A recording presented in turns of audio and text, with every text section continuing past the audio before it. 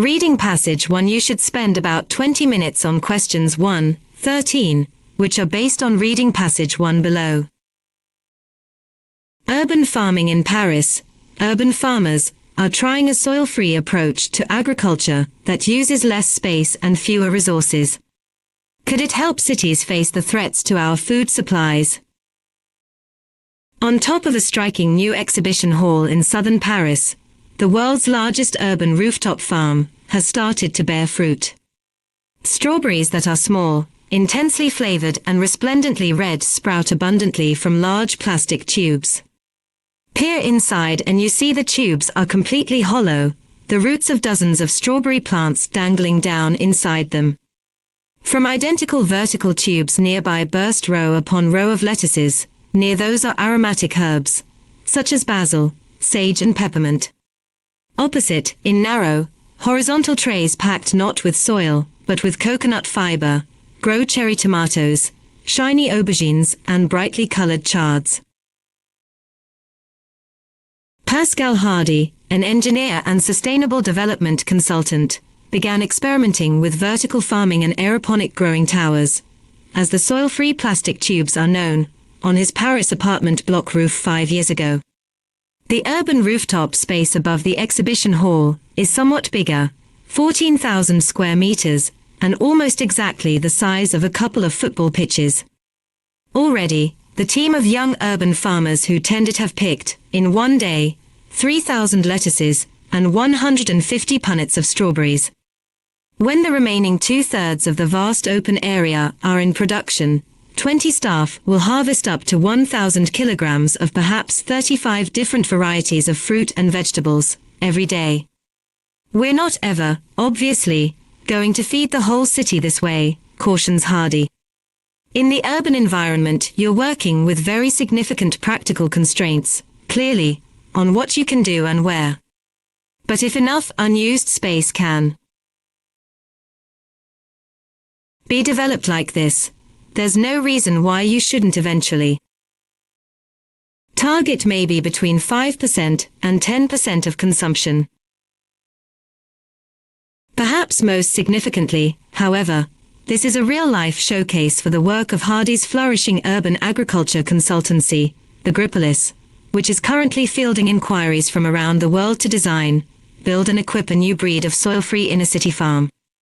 The method's advantages are many, he says. First, I don't much like the fact that most of the fruit and vegetables we eat have been treated with something like 17 different pesticides, or that the intensive farming techniques that produce them are such huge generators of greenhouse gases.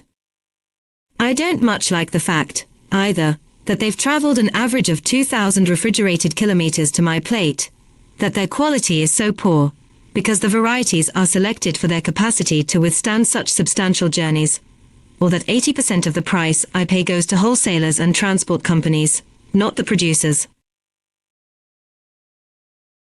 Produce grown using this soil-free method, on the other hand, which relies solely on a small quantity of water, enriched with organic nutrients, pumped around a closed circuit of pipes, towers and trays, is produced up here, and sold locally, just down there. It barely travels at all, Hardy says. You can select crop varieties for their flavor, not their resistance to the transport and storage chain, and you can pick them when they're really at their best, and not before. No soil is exhausted, and the water that gently showers the plant's roots every 12 minutes is recycled. So the method uses 90% less water than a classic intensive farm for the same yield. Urban farming is not, of course, a new phenomenon. Inner-city agriculture is booming from Shanghai to Detroit and Tokyo to Bangkok. Strawberries are being grown in disused shipping containers, mushrooms in underground car parks. Aeroponic farming, he says, is virtuous. The equipment weighs little, can be installed on almost any flat surface and is cheap to buy, roughly €100 to €150 per square meter. It is cheap to run, too, consuming a tiny fraction of the electricity used by some techniques. Produce grown this way typically sells at prices that, while generally higher than those of classic intensive agriculture, are lower than soil-based organic growers. There are limits to what farmers can grow this way, of course, and much of the produce is suited to the summer months. Root vegetables we cannot do, at least not yet, he says. Radishes are okay, but carrots, potatoes, that kind of thing, the roots are simply too long. Fruit trees are obviously not an option. And beans tend to take up a lot of space for not much return. Nevertheless, urban farming of the kind being practiced in Paris is one part of a bigger and fast-changing picture that is bringing food production closer to our lives. Reading passage 2 Forest Management in Pennsylvania, USA. How managing low-quality wood, also known as low-use wood, for bioenergy, can encourage sustainable forest management. A tree's value depends on several factors including its species, size, form, condition, quality, function, and accessibility, and depends on the management goals for a given forest.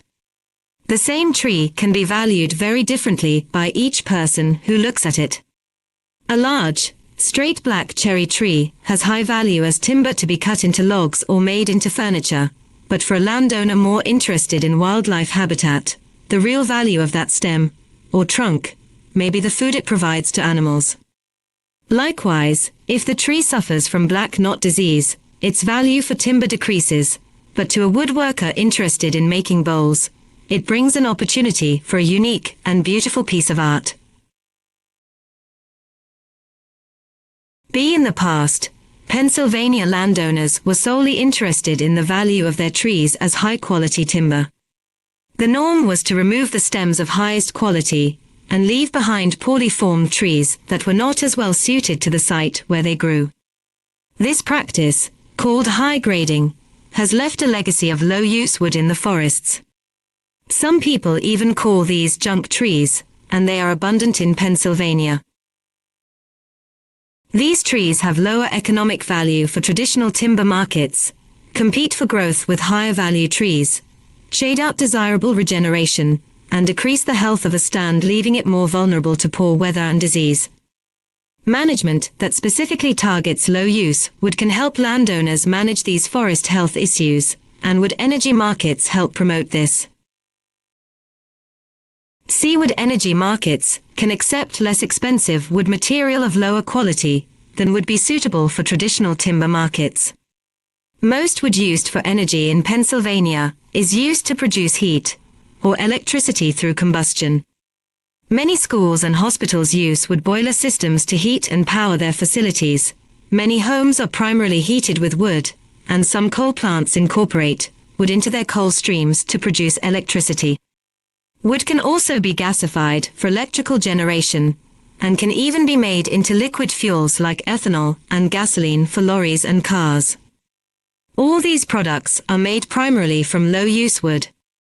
Several tree and plant cutting approaches, which could greatly improve the long-term quality of a forest, focus strongly or solely on the use of wood for those markets. One such approach is called a timber stand improvement, TSI, cut.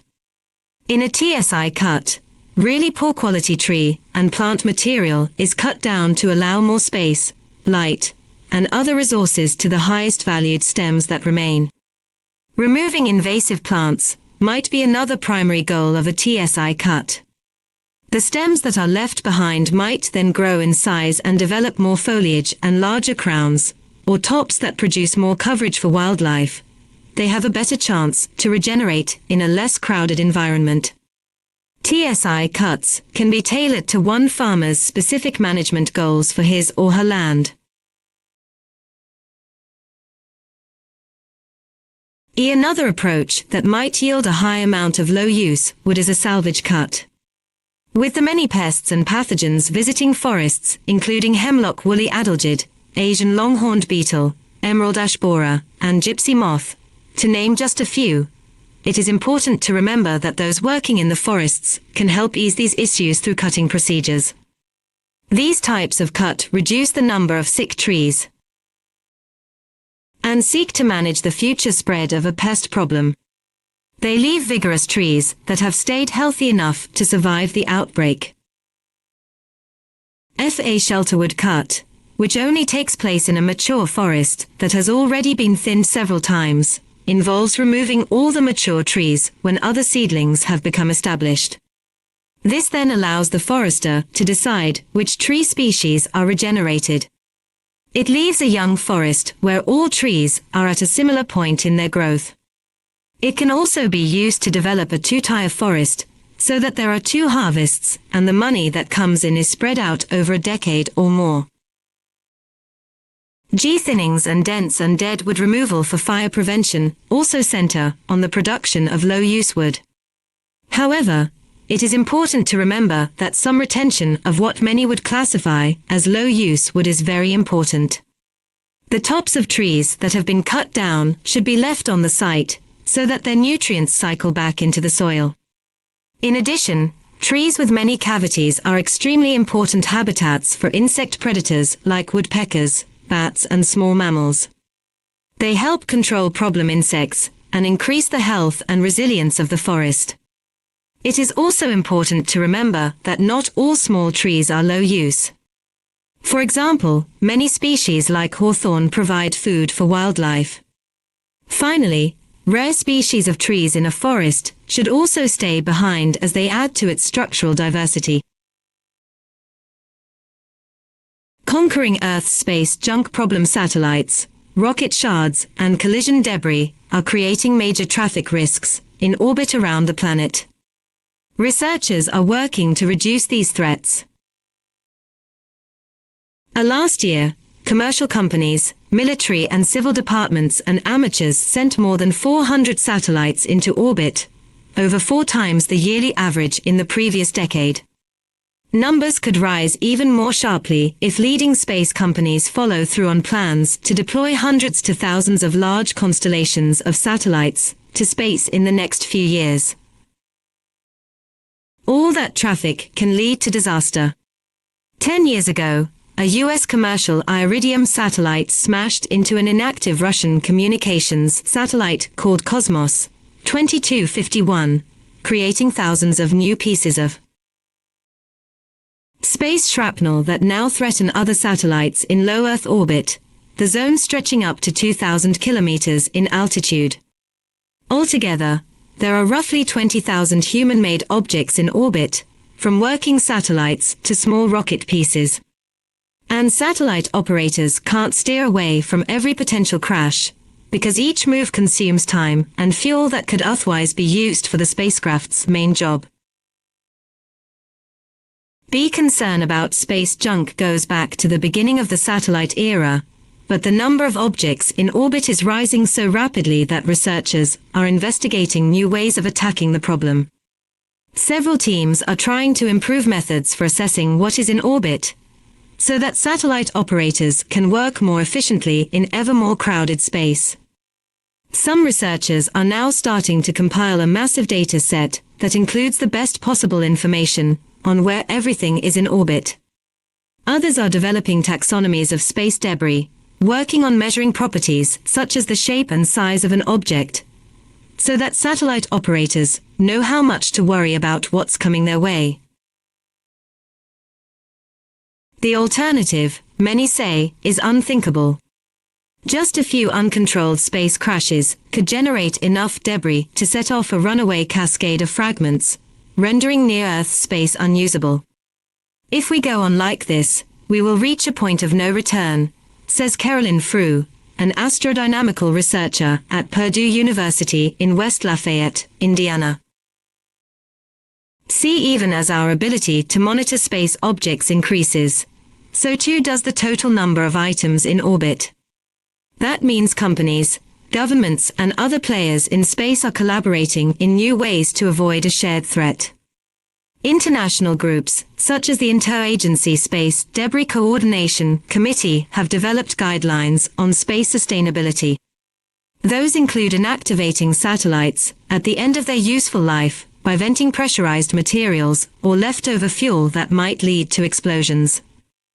The intergovernmental groups also advise lowering satellites deep enough into the atmosphere that they will burn up or disintegrate within 25 years. But so far, only about half of all missions have abided by this 25-year goal, says Holger Krag, head of the European Space Agency's Space Debris Office in Darmstadt, Germany. Operators of the planned large constellations of satellites say they will be responsible stewards in their enterprises in space, but Krag worries that problems could increase, despite their best intentions. What happens to those that fail or go bankrupt, he asks. They are probably not going to spend money to remove their satellites from space. In theory, given the vastness of space, satellite operators should have plenty of room for all these missions to fly safely without ever nearing another object. So some scientists are tackling the problem of space junk by trying to find out where all the debris is to a high degree of precision. That would alleviate the need for many of the unnecessary maneuvers that are carried out to avoid potential collisions. If you knew precisely where everything was, you would almost never have a problem, says Marlon Sorg, a space debris specialist at the Aerospace Corporation in El Segundo, California. Either field is called space traffic management, because it's similar to managing traffic on the roads or in the air. Think about a busy day at an airport, says Mara Bajar, an astrodynamicist at the University of Texas at Austin. Planes line up in the sky, landing and taking off close to one another in a carefully choreographed routine. Air traffic controllers know the location of the planes down to 1 meter in accuracy. The same can't be said for space debris. Not all objects in orbit are known, and even those included in databases are not tracked consistently. An additional problem is that there is no authoritative catalogue that accurately lists the orbits of all known space debris. Jar illustrates this with a web-based database that he has developed. It draws on several sources, such as catalogues maintained by the US and Russian governments, to visualize where objects are in space.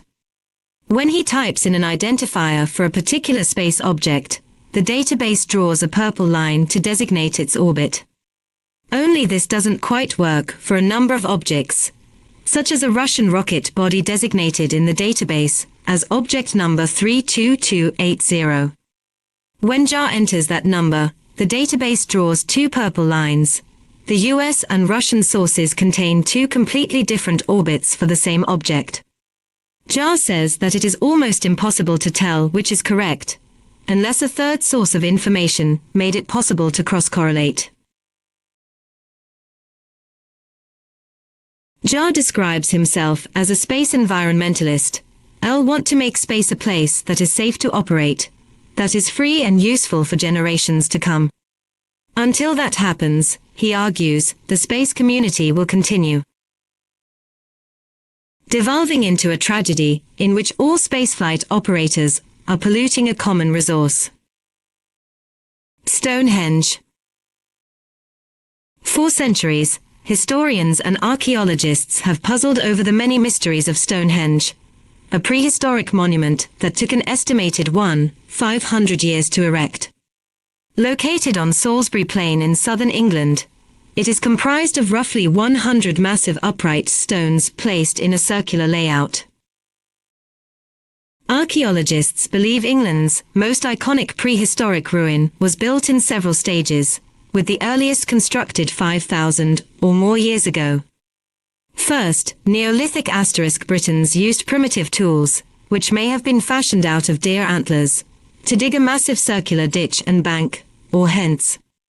Deep pits dating back to that era and located within the circle may have once held a ring of timber posts, according to some scholars.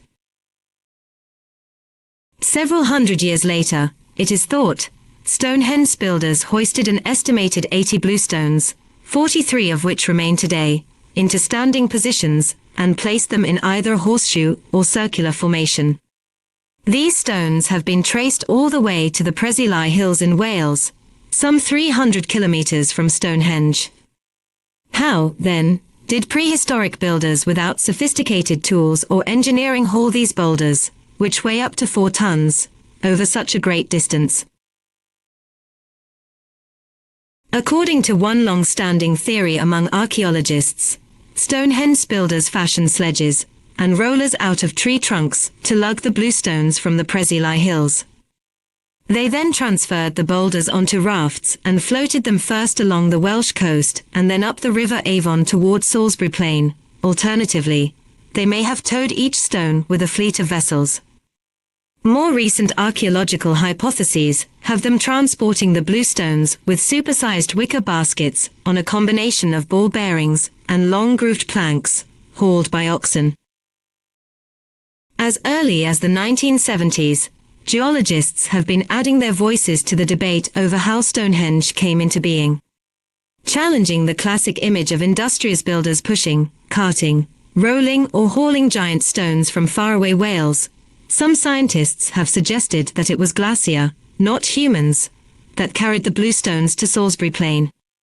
Most archaeologists have remained skeptical about this theory, however, wondering how the forces of nature could possibly have delivered the exact number of stones needed to complete the circle. The third phase of construction took place around 2000 BCE. At this point, sandstone slabs, known as sarsens, were arranged into an outer crescent or ring. Some were assembled into the iconic three-piece structures, called trilithons, that stand tall in the center of Stonehenge.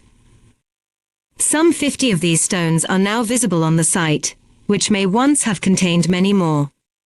Radiocarbon dating has revealed that work continued at Stonehenge until roughly 1600 BCE, with the bluestones in particular being repositioned multiple times. But who were the builders of Stonehenge? In the 17th century, archaeologist John Aubrey made the claim that Stonehenge was the work of Druids, who had important religious, judicial and political roles in Celtic society. This theory was widely popularized by the antiquarian William Stukeley, who had unearthed primitive graves at the site. Even today, people who identify as modern Druids continue to gather at Stonehenge for the summer solstice. However, in the mid-20th century, radiocarbon dating demonstrated that Stonehenge stood more than 1,000 years before the Celts inhabited the region. Many modern historians and archaeologists now agree that several distinct tribes of people contributed to Stonehenge, each undertaking a different phase of its construction. Bones, tools and other artifacts found on the site seem to support this hypothesis. The first stage was achieved by Neolithic agrarians, who were likely to have been indigenous to the British Isles. Later, it is believed, groups with advanced tools and a more communal way of life left their mark on the site. Some believe that they were immigrants from the European continent, while others maintain that they were probably native Britons, descended from the original builders. If the facts surrounding the architects and construction of Stonehenge remain shadowy at best, the purpose of the striking monument is even more of a mystery. While there is consensus among the majority of modern scholars that Stonehenge once served the function of burial ground, they have yet to determine what other purposes it had. In the 1960s, the astronomer Gerald Hawkins suggested that the cluster of megalithic stones operated as a form of calendar, with different points corresponding to astrological phenomena such as solstices, equinoxes, and eclipses occurring at different times of the year. While his theory has received a considerable amount of attention over the decades, critics maintain that Stonehenge builders probably lacked the knowledge necessary to predict such events, or that England's dense cloud cover would have obscured their view of the skies. More recently, signs of illness and injury in the human remains unearthed at Stonehenge led a group of British archaeologists to speculate that it was considered a place of healing, perhaps because bluestones were thought to have curative powers. Living with artificial intelligence. Powerful artificial intelligence, AI, needs to be reliably aligned with human values, but does this mean AI will eventually have to police those values? This has been the decade of AI, with one astonishing feat after another. A chess-playing AI that can defeat not only all human chess players, but also all previous human-programmed chess machines, after learning the game in just 4 hours. That's yesterday's news. What's next? True, these prodigious accomplishments are all in so-called narrow AI, where machines perform highly specialized tasks. But many experts believe this restriction is very temporary. By mid-century, we may have artificial general intelligence, AGI, machines that can achieve human-level performance on the full range of tasks that we ourselves can tackle. If so, there's little reason to think it will stop there. Machines will be free of many of the physical constraints on human intelligence. Our brains run at slow biochemical processing speeds on the power of a light bulb, and their size is restricted by the dimensions of the human birth canal. It is remarkable what they accomplish, given these handicaps. But they may be as far from the physical limits of thought as our eyes are from the incredibly powerful Webb Space Telescope. Once machines are better than us at designing even smarter machines, progress towards these limits could accelerate. What would this mean for us? Could we ensure a safe and worthwhile coexistence with such machines? On the plus side, AI is already useful and profitable for many things, and super AI might be expected to be super useful and super profitable. But the more powerful AI becomes, the more important it will be to specify its goals with great care. Folklore is full of tales of people who ask for the wrong thing, with disastrous consequences. King Midas, for example, might have wished that everything he touched turned to gold, but didn't really intend this to apply to his breakfast. So we need to create powerful AI machines that are human-friendly, that have goals reliably aligned with our own values. One thing that makes this task difficult is that we are far from reliably human-friendly ourselves. We do many terrible things to each other, and to many other creatures with whom we share the planet. If super-intelligent machines don't do a lot better than us, we'll be in deep trouble. We'll have powerful new intelligence amplifying the dark sides of our own fallible natures. For safety's sake, then, we want the machines to be ethically as well as cognitively superhuman. We want them to aim for the moral high ground, not for the troughs in which many of us spend some of our time. Luckily, they'll be smart enough for the job. If there are routes to the moral high ground, they'll be better than us at finding them and steering us in the right direction. However, there are two big problems with this utopian vision. One is how we get the machines started on the journey, the other is what it would mean to reach this destination. The getting started problem is that we need to tell the machines what they are looking for with sufficient clarity that we can be confident they will find it, whatever it actually turns out to be. This won't be easy, given that we are tribal creatures and conflicted about the ideals ourselves. We often ignore the suffering of strangers, and even contribute to it, at least indirectly.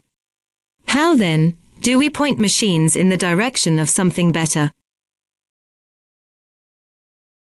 As for the destination problem, we might, by putting ourselves in the hands of these moral guides and gatekeepers, be sacrificing our own autonomy, an important part of what makes us human.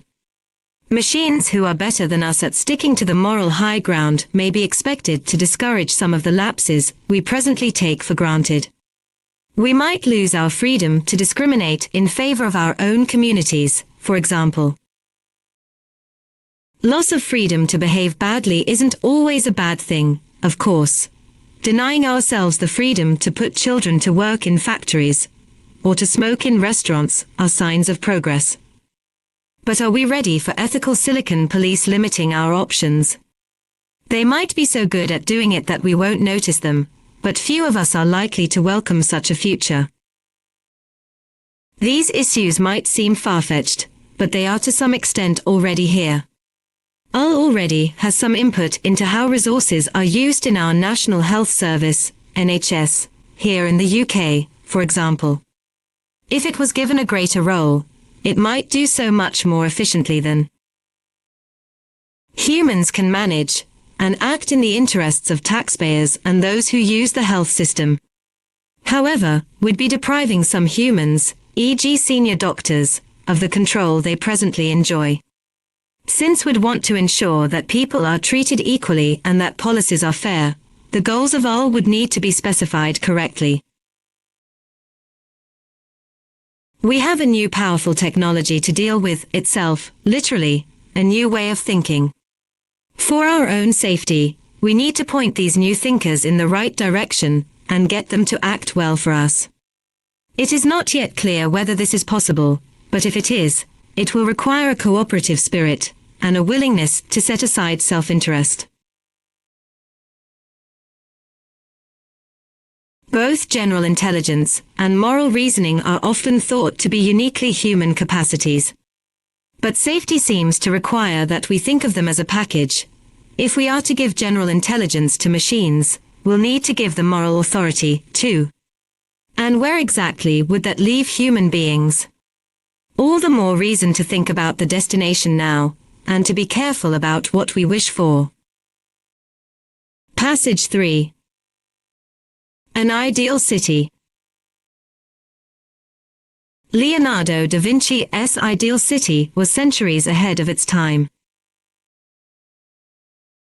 The word genius is universally associated with the name of Leonardo da Vinci. A true Renaissance man, he embodied scientific spirit, artistic talent and humanist sensibilities. 500 years have passed since Leonardo died in his home at Château du Clos-Luz, outside Tours, France. Yet far from fading into insignificance, his thinking has carried down the centuries and still surprises today. The Renaissance marked the transition from the 15th century to modernity and took place after the spread of the plague in the 14th century, which caused a global crisis resulting in some 200 million deaths across Europe and Asia. Today, the world is on the cusp of a climate crisis, which is predicted to cause widespread displacement, extinctions and death, if left unaddressed. Then, as now, radical solutions were called for to revolutionize the way people lived and safeguard humanity against catastrophe. Around 1486, after a pestilence that killed half the population in Milan, Italy, Leonardo turned his thoughts to urban planning problems. Following a typical Renaissance trend, he began to work on an ideal city project, which, due to its excessive costs, would remain unfulfilled.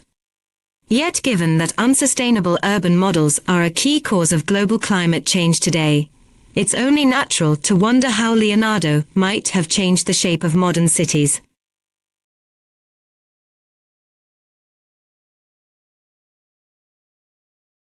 Although the Renaissance is renowned as an era of incredible progress in art and architecture, it is rarely noted that the 15th century also marked the birth of urbanism as a true academic discipline.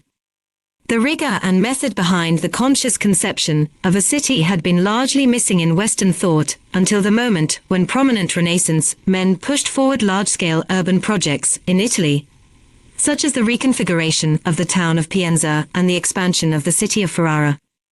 These works surely inspired Leonardo's decision to rethink the design of medieval cities, with their winding and overcrowded streets, and with houses piled against one another.